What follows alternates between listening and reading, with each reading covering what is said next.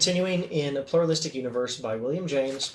We are still in Lecture 3, and in this video, let's just take a brief look at where James will basically dispense with Hegel and then move on to something else. He's been explaining Hegel's method. He's going to dispense with the method. He won't dispense with Hegelian ideas, but he will dispense with, well, I think he'll dispense with Hegel, the person, Hegel, a philosopher, more or less. And I'm more confident he's going to dispense with the Hegelian method after some closing remarks on it. Let's look at those remarks. So first, I think we're something like 10 pages into Lecture 3. James wants to comment on the part played by what I have called vicious intellectualism in this wonderful system structure. Hegel's philosophy is a wonderful system, and there's a crucial part in his system that is played by what James calls vicious intellectualism. Now, he's defined vicious intellectualism maybe 2 chapters back, without pausing to find the exact reference. He has defined vicious intellectualism in an earlier chapter. Now, James says, intellectualism is in the vicious sense I've already defined as the habit of assuming that a concept excludes from any reality conceived by its means everything not included in the concept's definition. To paraphrase this by example, vicious intellectualism is what I'm doing when I take my definition of the teacup, my concept of the teacup, and I assume that it means that anything not included in that definition can't be characteristic of the teacup. So I can't use the teacup as a paperweight if I've defined it in such a way as to not include it being a paperweight. If I define the teacup in a certain way, if I'm a vicious intellectual, I'm going to say that the teacup can't be anything except what's explicitly in my definition. So now let me see if I can, before reading James, say what Hegel's going to do with this, or what James says Hegel does with this. Now, you need to keep in mind, James has already said, I don't claim to be understanding Hegel. I'm giving my my criticism of and an analysis of my impressions of Hegel's way of thinking. I don't claim to understand Hegel myself. Okay, so building off of James' impressions of Hegel, what Hegel does is Hegel, if anyone's completely lost, that's Georg Hegel, the early modern, or late modern, mid-modern, right after the Enlightenment, German philosopher, Hegel, H-E-G-E-L. What James is going to say, previewing what James is going to say about how Hegel does vicious intellectualism. So let's go back to the teacup. The teacup is not defined as a stapler. So my concept of the teacup includes, in fact, that the teacup is not a stapler. My concept of teacup includes that it's different from a stapler. Now, it's not necessarily different from a paperweight, but it is different from a stapler. And so the concept of the teacup includes some denial of staplers. Not a denial that staplers exist, but a denial that the teacup is a stapler, right? That's what's in the concept of teacup, a denial of staplers, because a teacup isn't a stapler. So my concept of teacup includes a denial of staplers with respect to the teacup, but if I'm an extreme vicious intellectualist, what I'm going to do is I'm going to say that the concept of the teacup, since it denies staplers, must mean that it actually denies staplers. Not just within the scope of the teacup, but it must deny that staplers even exist. The concept of the teacup must be taken to exclude from reality anything not in the concept. So we take the teacup and its concept that does not include staplers, and then we take vicious intellectualism to a particularly Hegelian extreme, and we say, therefore, the concept of the stapler is in itself the concept of the teacup is in itself a denial of staplers. In order for anything to exist, it must be denying the existence of everything else. That's the extreme form of vicious intellectualism that Hegel falls into. Now, Hegel himself, in building up his method of double negation, offers the vividest possible example of this vice of intellectualism. Every idea of a finite thing is, of course, a concept of that thing and not a concept of anything else. Every idea of a teacup is a concept of a teacup and not of stapler. But Hegel treats this not being a concept of anything else as if it were equivalent to the concept of anything else not being. Hegel treats this not being a concept of anything else as if it were equivalent to the concept of anything else not being. Hegel treats the not being a concept of a stapler, that is part of this teacups concept, as a concept of staplers not being at all. The teacup has a concept of not being a stapler, and therefore Hegel in his vicious intellectualism concludes the teacup's concept is the concept of staplers not even existing. The teacup's concept denies the existence of staplers. The very identity of the teacup denies that staplers exist, and so with everything. Every single thing in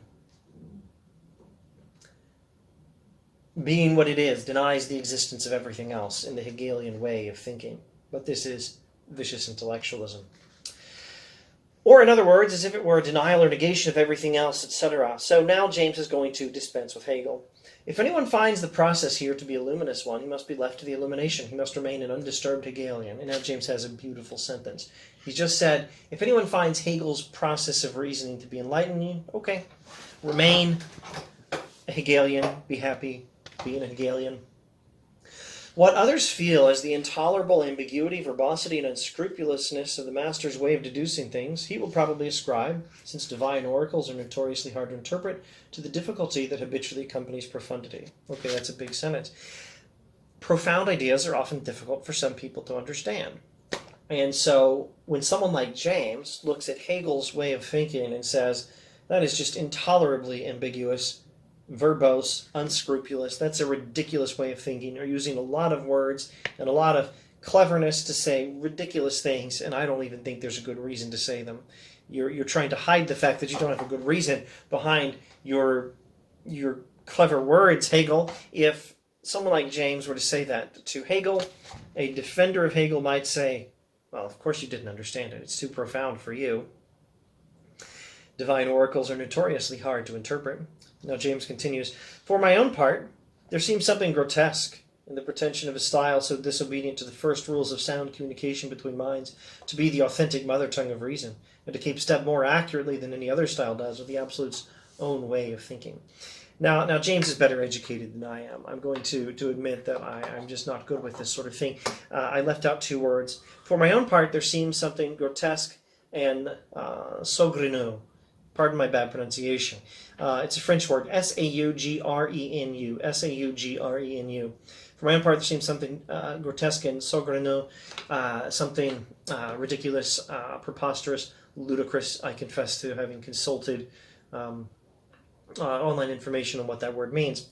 There seems something grotesque and ridiculous in the pretension of a style so disobedient to the first rules of sound communication between minds to be the authentic mother tongue of reason. Okay, so Hegel's philosophy presents itself as the authentic mother tongue of reason. It presents itself as speaking the very language of good thinking. But it breaks all the rules of clear communication. So I think that's ridiculous, says James, in his very elegant way.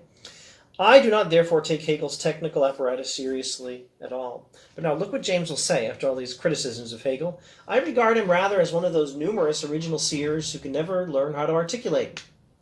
His would-be coercive logic counts for nothing in my eyes, but that does not in the least impugn the philosophic importance of his conception of the absolute, if we take it merely hypothetically as one of the great types of cosmic vision.